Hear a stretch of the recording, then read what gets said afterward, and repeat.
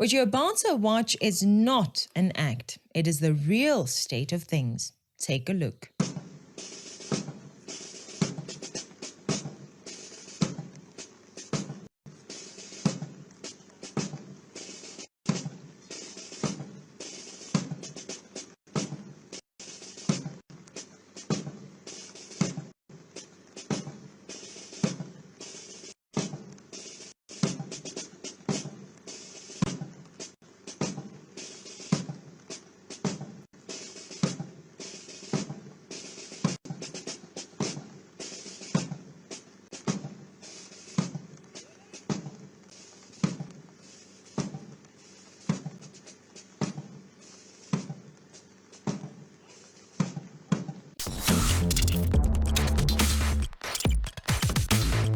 If ever there was a symbol of the state that our country is in, this is it. Seeing this should cause us to desire and do better for our nation. I know that for many people this image means nothing, but if you have ever seen parades of other countries, if you had ever seen the other countries receiving the bodies of their fallen soldiers, you would understand exactly what is wrong with this image.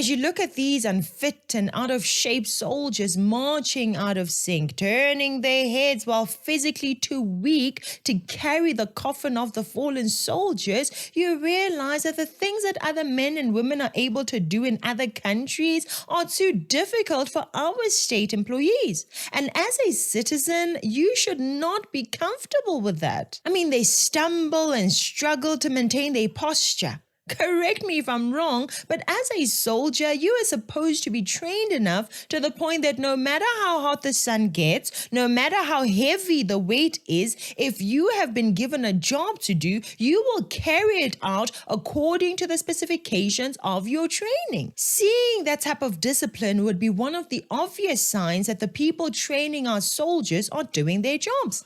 A sign that the people being trained are solid and you can count on them to become the fittest that a man or woman can be.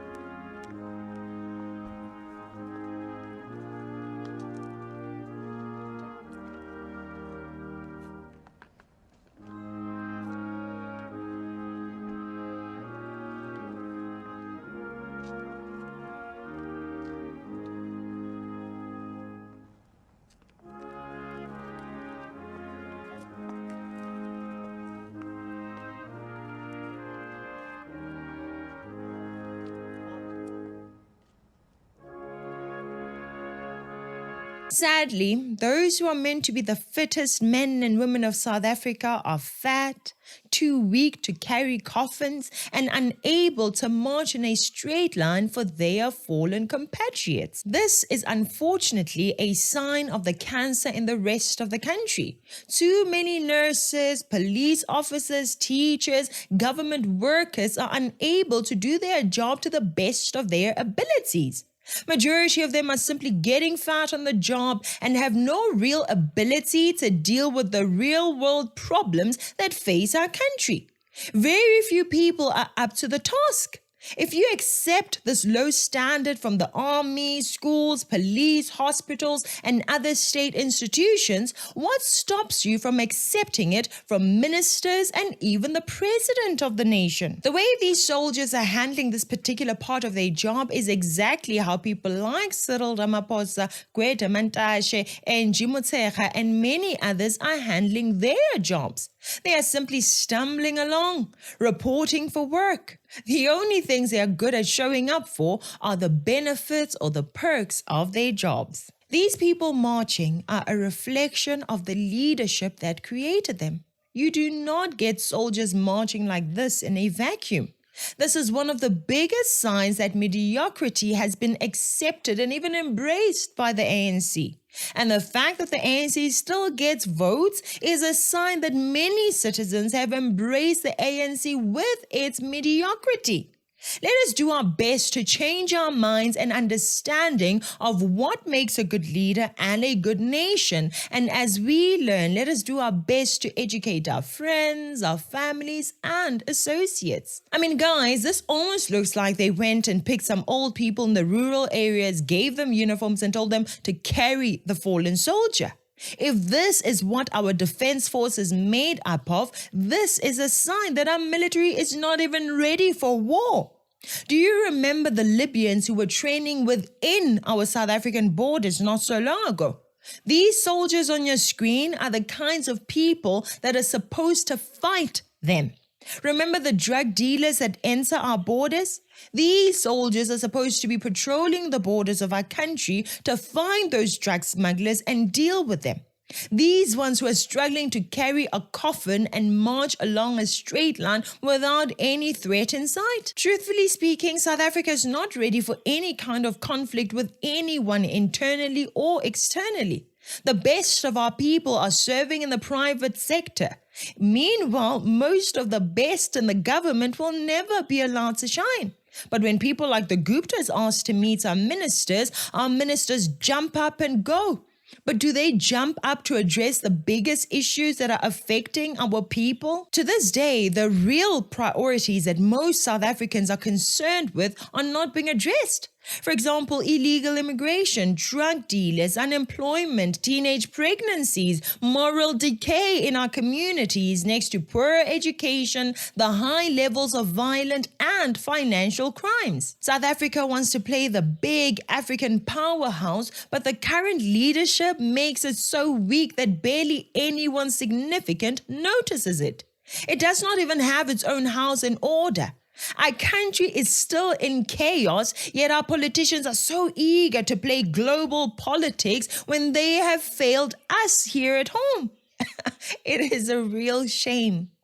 My condolences to the families that lost their loved ones. I believe that your family deserved so much more than this. If you're still looking for a sign that you should vote out the ANC in 2026 and 2029, this incompetence and embarrassment is your sign. Just because incompetence has been so common does not mean it is normal, nor does it mean that this is all that South Africa has to offer. We have better leaders. They need to rise up and be given an opportunity to turn South Africa from an embarrassment to an example of how things ought to be done. It is possible. Anyway, I'd like to hear from you. Do you think this is a good sign? Do you think this is not a big deal? Let me know in the comments section below, please. Also remember to like, share, and subscribe. Thank you so much for watching. I'm Katlego. This is Citizen Concerned. And until next time, beware of the comrades.